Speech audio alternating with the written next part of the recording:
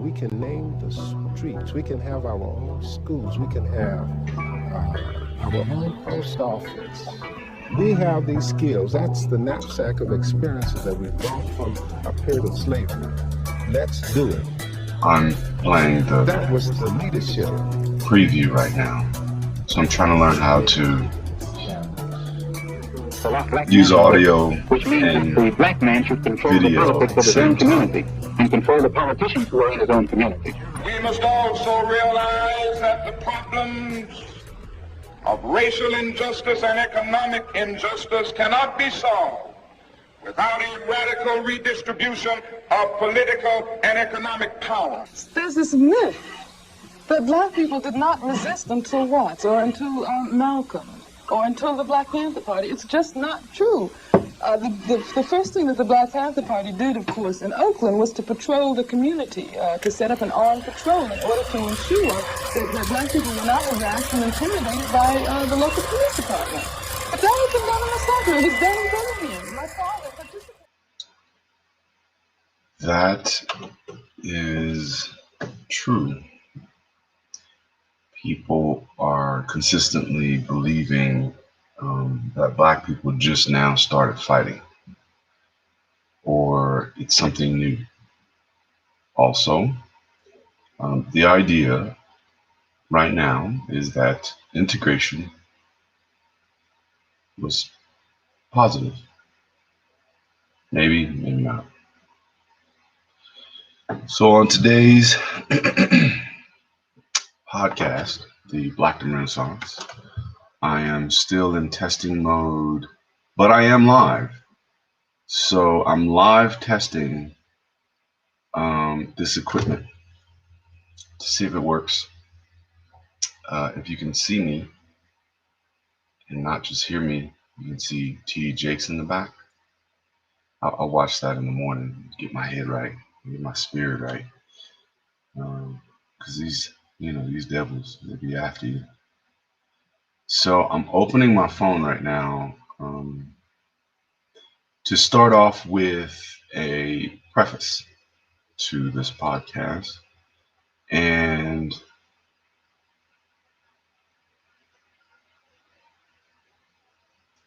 so each morning, I listen to my writings because I'm working on a book. Frontier in American History, 1900 to 1930. Timothy Eugene Nelson. Preface. Black Dom was a real place. I have to make this fact clear because my brother Maison Nelson thought I made it up. No lie. Maison, pronounced Maison, recorded my doctoral graduation. He flew all the way from the Air Force Base, where he was stationed in Las Vegas, Nevada, to El Paso, Texas. He took pictures with me holding my University of Texas at El Paso mock diploma. Still, after not seeing him for about 5 years, his question was, when you gone make some money? I graduated with a PhD in Borderland History on December 10, 2015, with subfield expertise in African Diasporic Studies and U.S. History.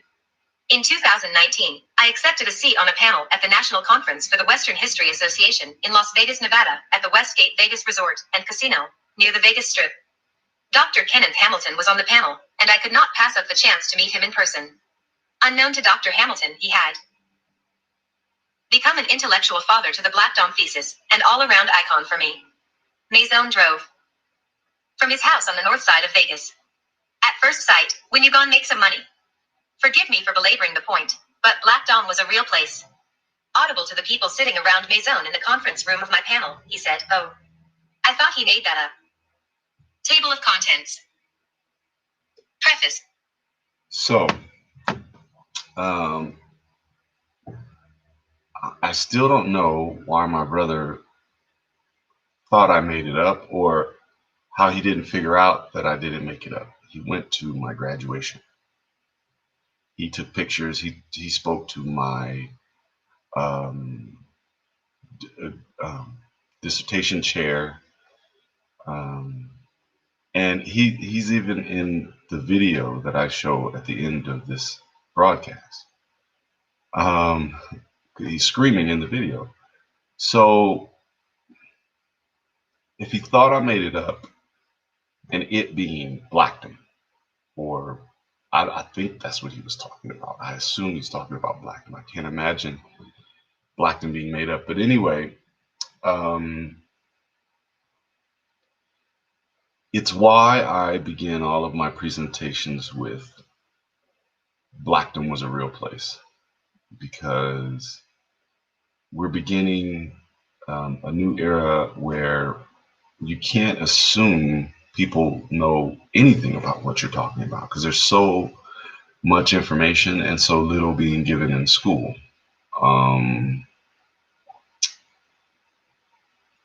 So Blackdom was a real place, and it came from an inherited idea, that idea of sovereignty, of liberation. It comes from 1700s. You know, Prince Hall Freemasonry began in the, I mean, I could Google it, but like 1780s, I think. And it was also synchronized with the AME Church. I assume Bishop T.D. Jakes is a part of that ecclesiastical heritage. So when I listen to T.D. Jakes in the morning to get my head right, I assume I'm also talking to the same people, or to the same consciousness, or engaging the same consciousness of Blackdomites. So that's the intersection there. So you have the Freemasons, ministers, and then you have military men. How important military men are to this equation?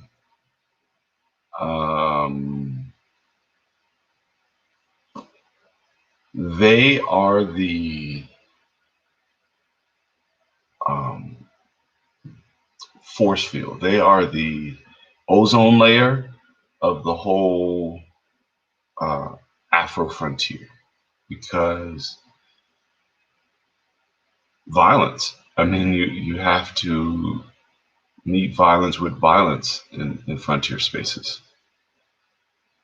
So it's best to have a protective force. So you have the spiritual, the connection between the physical person, spirit, and God. So you have church. So you have Black ministers. You have the connection between the calculation of God, or the analytics, or the scaffolding, or the stuff of God, the sacred math of God being perpetuated with Black Freemasons. And then you have the Black military. And so those three consciousnesses, those three institutions, those three identities merge and create what I call an intersectional Blackness. Intersectional Blackness.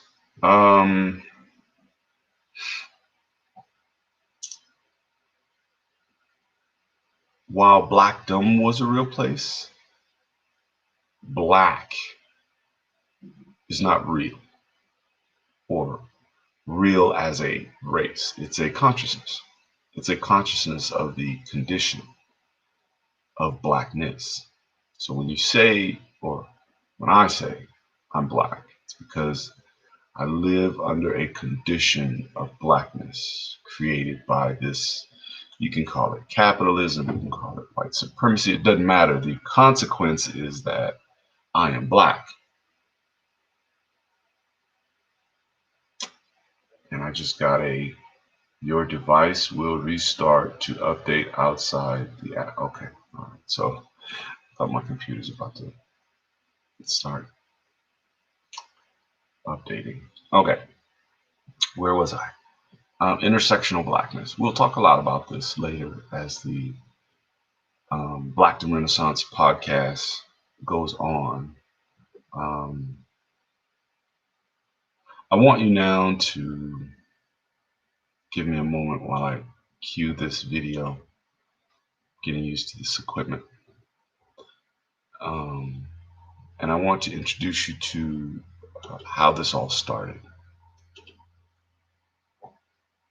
The Ataraxia Project, or Project.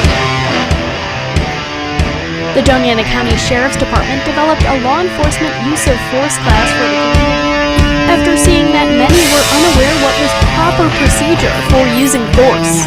There's tons of misconceptions out there, and unfortunately a lot of people get their information from non-reliable sources, Climate, Hollywood, and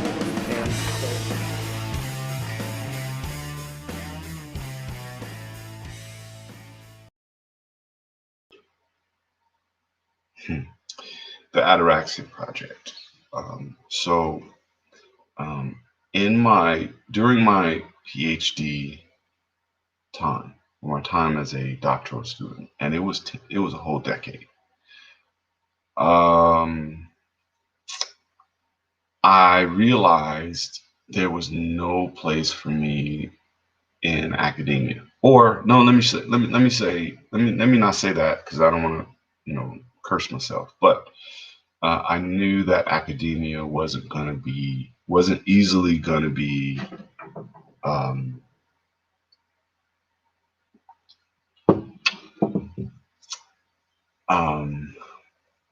a place where that was accepting of my work. Is that fair? I guess so. So I started my own institution when I saw the height of Justin Bieber. It's not really about him, but just YouTube, the power of social media, the power of this kind of stuff, lives, and getting my PhD. I wasn't thinking about, excuse me, still waking up. 10 o'clock is about when I start waking up. I got my coffee, and if you have coffee, you should have one of these mugs too, by the way. Okay. So I'm just now waking up, like in my mind, physically. And so, where was I? I could back up, but I'm not. Intersectional blackness. Okay, so I'll just go back there. Intersectional blackness is not a definable term. It happens when it happens. It happens when you get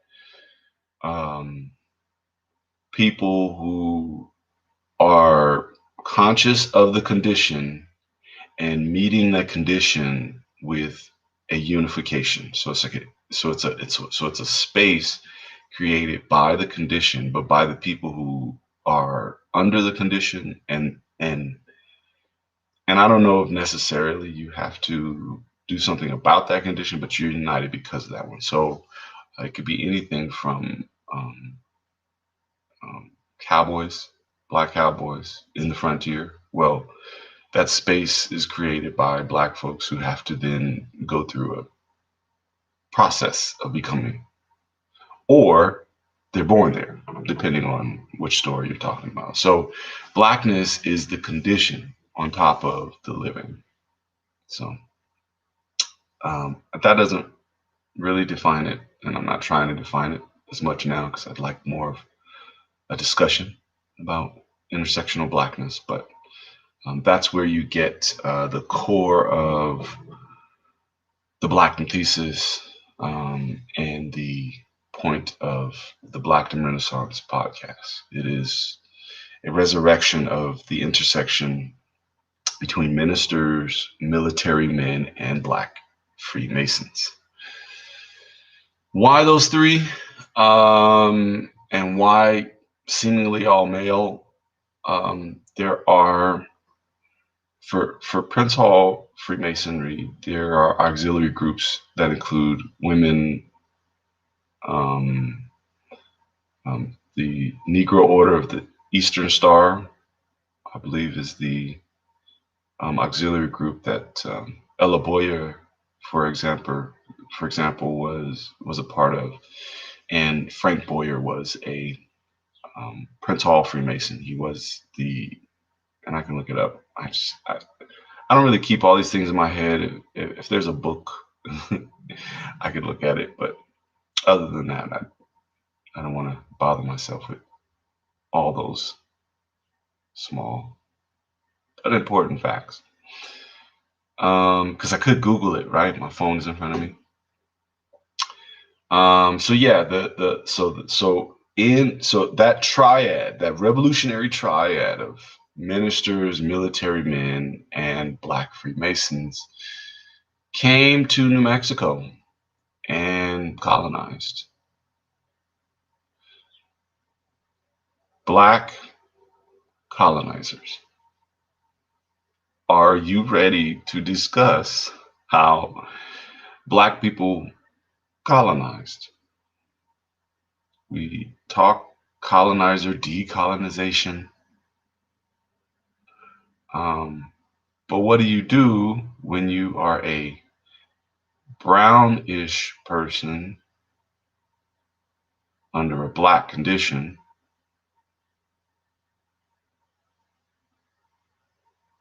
Right?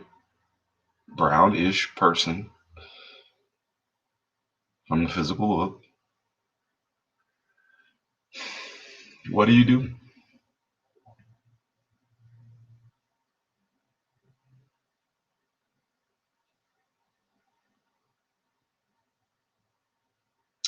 Let's take a break. I'm going to go to my favorite intro.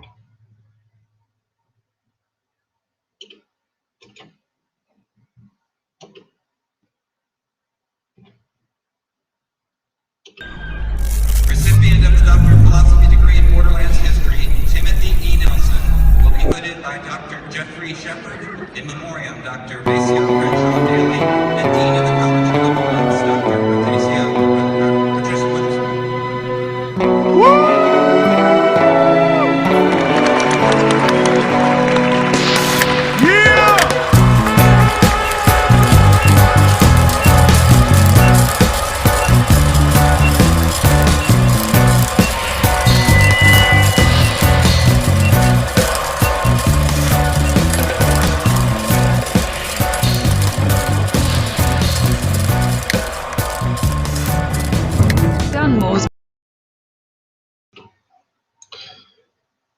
So, the Black Freemasons, Black military men, and ministers all unite under the banner of Blackdom.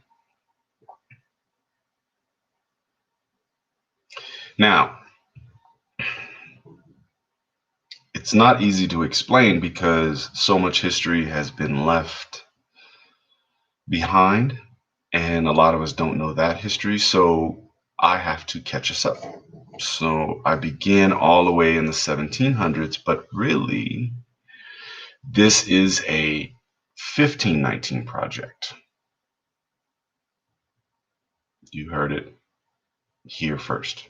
It's a 1519 project. Going back to Juan Garrido, who settled in Mexico. He was his birth name wasn't Juan, because he was born in West Africa, or no, Congo, something to that effect, as a Muslim.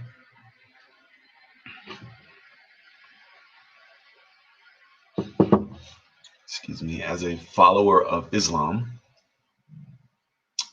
He then went to Portugal, where that's where he became Juan in the late 1490s, like, around Columbus 1492, around that time.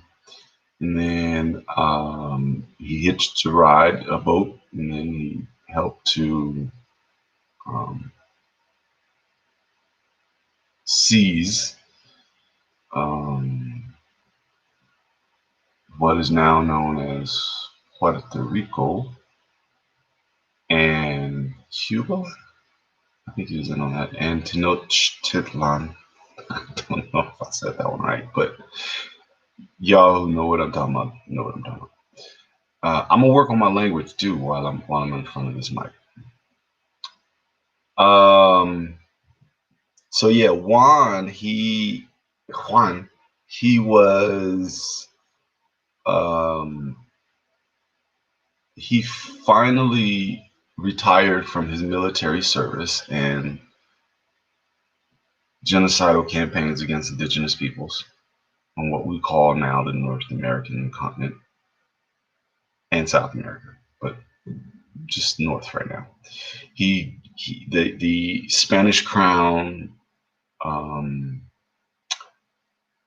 grants him land and basically a fiefdom, and he became a sovereign in, quote, the New World as a conquistador.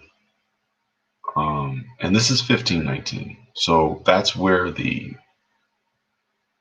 1519 project stems from, where it emanates from that kind of history. So this is a different kind of podcast about Black people. It is a project that is diasporic in nature, and Blackness is a condition, and Blackdom is a real place. Don't forget to buy a shirt. So I'm gonna stand up now because I'm sitting and trying to be comfortable, but I want you to see the shirt because you need to buy one. Okay. And then just go on the website and see it.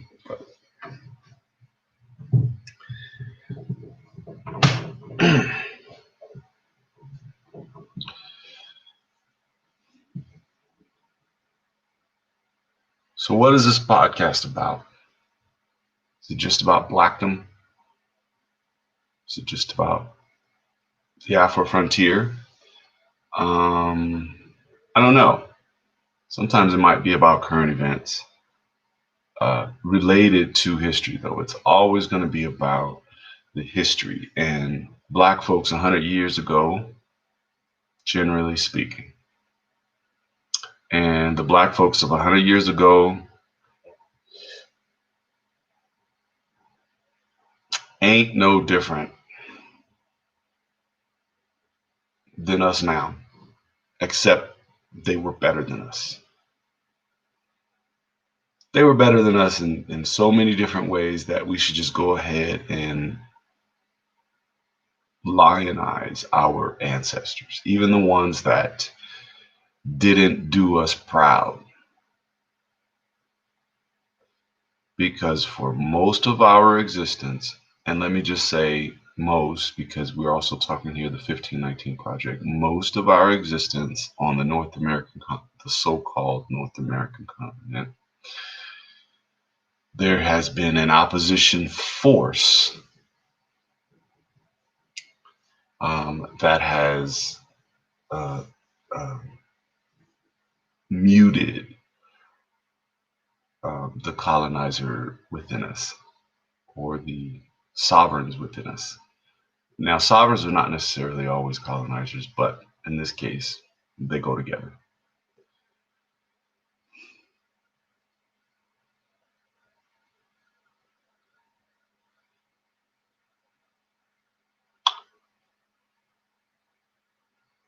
So as we get used to these terms, Black colonizers, Prince Hall Freemasons, military, so Buffalo Soldiers in this case, because we're talking about the turn of the 20th century and the New Mexico territory. And ministers, we can easily put them in. I want you to understand the trajectory goes all the way back. All the way back, 1500s, when the first wave invasion of indigenous lands started, with black folks at the tip of the spear, like Juan Garrido.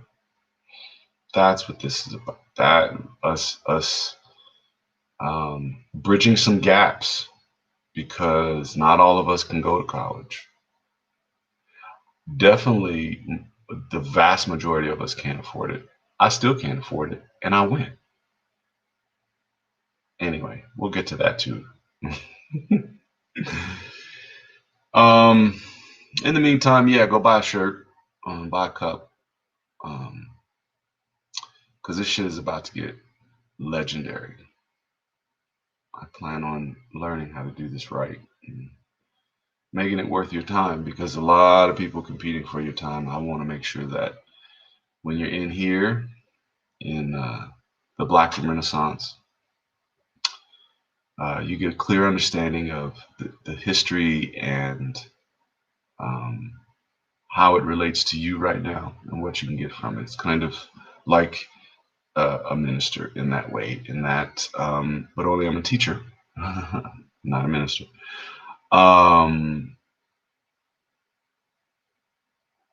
Like in the way the Bible doesn't get old, you can always go back. It's the same way that I treat my dissertation. Not necessarily like it's a Bible, but it's it brings me to core ideas that were never finished. My dissertation was finished, but the ideas were never finished. And so the rest of this is an ongoing development, the composting of it, the maturing of it. A lot of it is happening in real time and has been since 2015.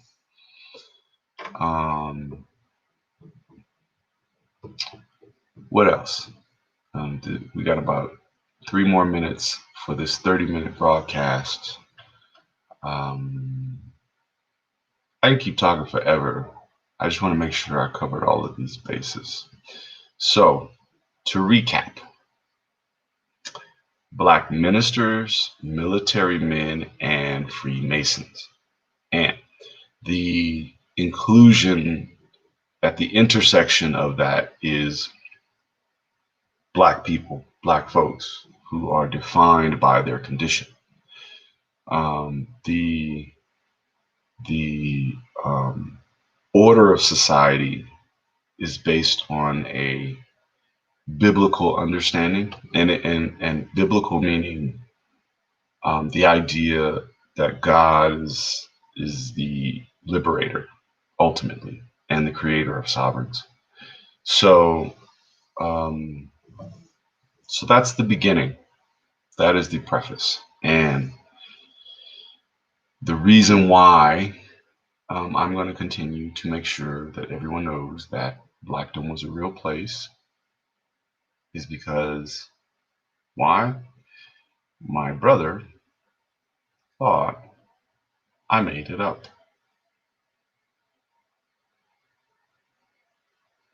I don't know.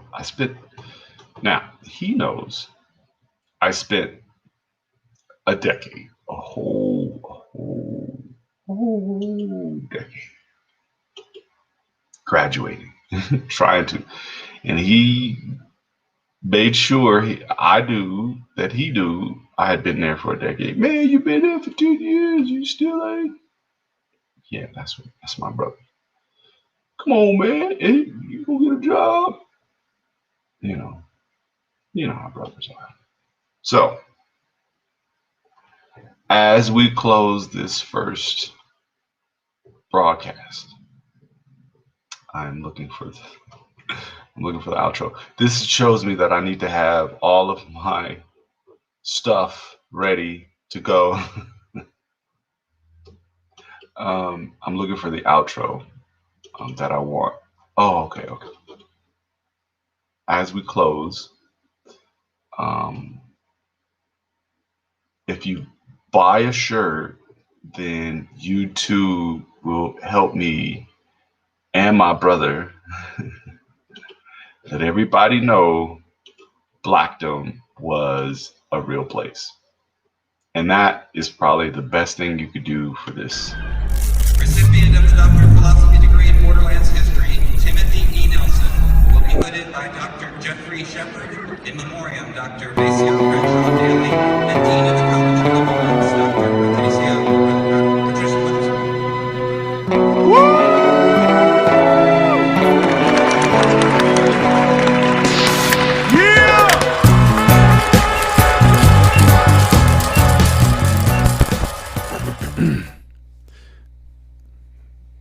Okay. All right. Testing.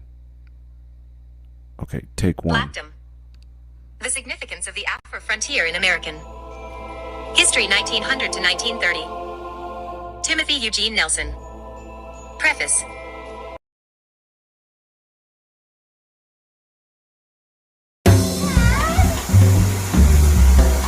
What?